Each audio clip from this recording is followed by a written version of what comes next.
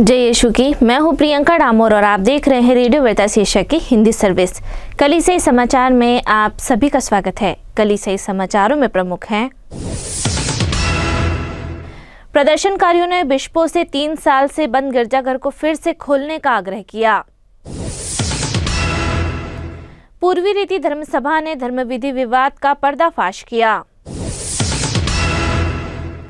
कैथलिकों पर हमले के बाद कलीसिया ने उड़ीसा राज्य की निष्क्रियता की निंदा की। रविवार की प्रार्थना सभा आयोजित करने पर उत्तर प्रदेश में 7 ईसाई गिरफ्तार। कोलकाता में मदर टेरेसा की 115वीं जयंती मनाई गई।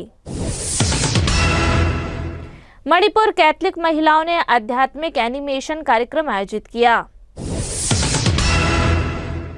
सिगाजी आपता नागरिक समाज ने औद्योगिक सुधार और कार्यस्थल सुरक्षा की मांग की।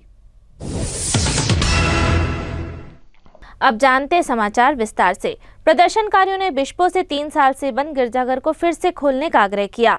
एक पूर्वी रीति के आर्चडायसिस के कैथलिकों ने मांग की है कि उनके चर्च के बिशपों की धर्मसभा उनके गिरजाघर को फिर से खोलने, जो लगभग 3 साल से यूक्रिस्ट समारोह के लिए बंद है, जबकि 1 महीने पहले ही एक उग्र धार्मिक विवाद का निपटारा हो चुका है।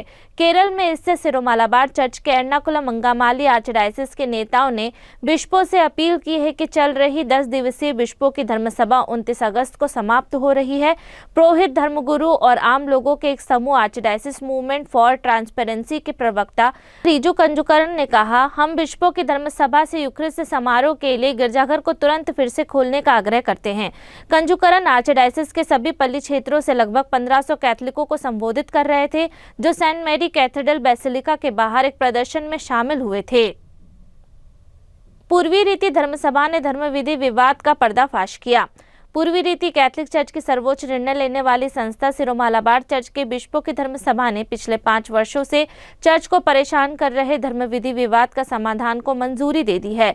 धर्मसभा के निर्णय से परिचित एक चर्च सूत्र ने 26 अगस्त को बताया, यह सच है, बिशपों की धर्मसभा ने सर्वसम्मति से शांति से सूत्र को मंजूरी दे दी है और चर्च में दशकों से चले आ रहे धर्म विधि विवाद को समाप्त कर दिया है। सूत्र ने बताया कि केरल में स्थित चर्च की 18 से 29 अगस्त की धर्मसभा ने इस प्रस्ताव को सभी हितधारकों को शामिल करते हुए एक समावेशी सूत्र माना। उन्होंने आगे बताया कि इस प्रस्ताव को 10 दिवसीय धर्मसभा के दूसरे दिन 19 अगस्त को मंजूरी दे दी गई।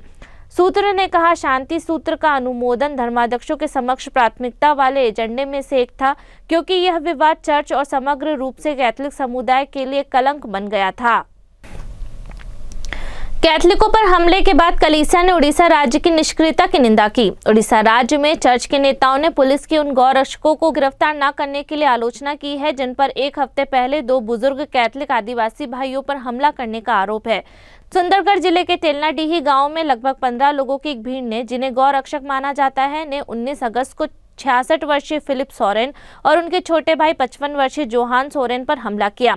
मेडिकल रिपोर्ट के अनुसार भीड़ द्वारा लकड़ी के डंडों से किए गए हमले में फिलिप की जांघ में गहरा घाव गया और उसकी पसलियों की हड्डियां टूट गई, जबकि जोहान के हाथ में कई फ्रैक्चर हो गए। भाइयों ने 27 अगस्त को बताया कि उन्हें लात घूसे भी मारे गए।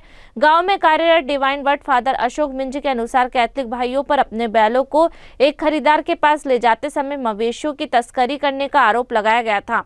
पुलिस ने शुरुआत में इनकार कर दिया, लेकिन घटना के 4 दिन बाद 23 अगस्त को शिकायत स्वीकार कर ली। हालांकि पुरोहित ने 27 अगस्त को बताया, आज तक कोई गिरफ्तारी नहीं हुई है। रविवार की प्रार्थना सभा आयोजित करने पर उत्तर प्रदेश में 7 ईसाई गिरफ्तार। उत्तर प्रदेश में 7 ईसाइयों को जेल भेज दिया गया, जब हिंदू निगरानी समूह ने 6 जगहों पर रविवार की प्रार्थना सभाओं में बाधा डाली। उन पर आरोप था कि वे भोले भाले लोगों का ईसाई धर्म में धर्मांतरण करा रहे हैं। उत्तर प्रदेश में रहने वाले पास्टर जॉय मैथ्यू ने कहा, ईसाइयों को झूठे धर्मांतरण के मामले में फंसाना अब एक चलन बन गया है। 2021 में धर्मांतरण को अपराध घोषित करने वाले कठोर कानून के लागू होने के बाद राज्य की पुलिस ने ईसाइयों के खिलाफ 400 से ज्यादा धर्मांतरण विरोधी मामले दर्ज किए हैं। इस कानून में उल्लंघन करने वालों के लिए 20 साल तक की कैद का प्रावधान है। सताए गए ईसाइयों की सहायता करने वाले मैथ्यू ने 26 अगस्त को बताया, कानून के तहत यह तय होना चाहिए कि किसने किसका धर्मांतरण कराया, लेकिन इसके बजाय ईसाइयों के खिलाफ पूरी तरह से झूठे मामले दर्ज किए जा रहे हैं। एक चर्च नेता जो बदले की कार्रवाई से डर से अपना नाम उजागर नहीं करना चाहते थे, बताया कि 24 अगस्त को 3 जगहों से 7 लोगों को गिरफ्तार किया गया। उन्होंने बताया उस दिन 4 जिले मऊ, गाजीपुर, जौनपुर और बदायूं में 6 रविवार की प्रार्थना सभाओं में व्यवधान उत्पन्न हुआ। कोलकाता में मदर टेरेसा की 115वीं जयंती मनाई गई। संत मदर टेरेसा की 115वीं जयंती 26 अगस्त को कोलकाता स्थित मिशनरी ऑफ चैरिटी के मुख्यालय मदर्स हाउस में मनाई गई। कोलकाता के आर्चबिशप थॉमस डिसूजा ने धन्यवाद प्रार्थना सभा की अध्यक्षता की, जिसका आयोजन कोएजुटोर आर्चबिशप एलियास फ्रैंक और कई पुरोहितों ने किया, जिसमें मिशनरी ऑफ चैरिटी की धर्म बहन और श्रद्धालु भी शामिल हुए। अपने प्रवचन में आर्चबिशप डिसूजा ने मदर टेरेसा के जीवन और अपने मिशन की प्रशंसा की और इस बात पर जोर दिया कि सभी को जीवन के सभी चरणों में उनका अनुकरण करना चाहिए। मणिपुर कैथलिक महिलाओं ने आध्यात्मिक एनिमेशन कार्यक्रम आयोजित किया। इम्फाल के आर्चडायसिस मणिपुर कैथलिक महिला संगठन ने 24 अगस्त को चुराचांदपुर जिले के जोम स्थित divine word glory retreat centre में 1 दिवसीय आध्यात्मिक एनिमेशन कार्यक्रम का आयोजन किया। इस कार्यक्रम का विषय था, तुम नहीं बोलोगे बल्कि पिता का आत्मा तुम में निवास करता है। गुड शेफर्ड पैरिश लमका के सहायक पैरिश पुरोहित फादर अल्बर्ट राकेश ने स्वागत भाषण दिया। दिन की शुरुआत कैटेचिस्ट सैवियो लियांजा और MSWO के आध्यात्मिक निदेशक सिस्टर रोवेना अर्चना FCC के नेतृत्व में स्तुति और आराधना के साथ हुई। इसके बाद रोजरी और सामूहिक स्वीकृति का सत्र हुआ। सिंगाजी आपदा नागरिक समाज ने औद्योगिक सुधार और कार्यस्थल सुरक्षा की मांग की। नागरिक समाज के संगठनों ने गठबंधन ने 26 अगस्त को तेलंगाना में औद्योगिक सुरक्षा में तत्काल और व्यवस्थित सुरक्षा की मांग की। यह मांग राज्य की राजधानी हैदराबाद से लगभग 50 किलोमीटर उत्तर पश्चिम में संगनारेड्डी के पास मेरालाम स्थित सिंगाची इंडस्ट्री में 30 जून को हुई विस्फोट की पृष्ठभूमि में आयोजित एक कार्यशाला में की गई, जिसमें 46 लोग मारे गए और 33 अन्य घायल हुए। 1984 की भोपाल त्रासदी के बाद सबसे भीषण औद्योगिक आपदा मानी जा रही इस दुर्घटना के बाद लगभग 8 लोग लापता हो गए हैं। जांच में पुरानी मिशनरी और अग्निक सुरक्षा मंजूरी की अवधि समाप्त होने सहित संभावित सुरक्षा खामियों का पता चला, जिसके कारण कंपनी के प्रबंधन के खिलाफ गैर इरादन हत्या का मामला दर्ज किया गया।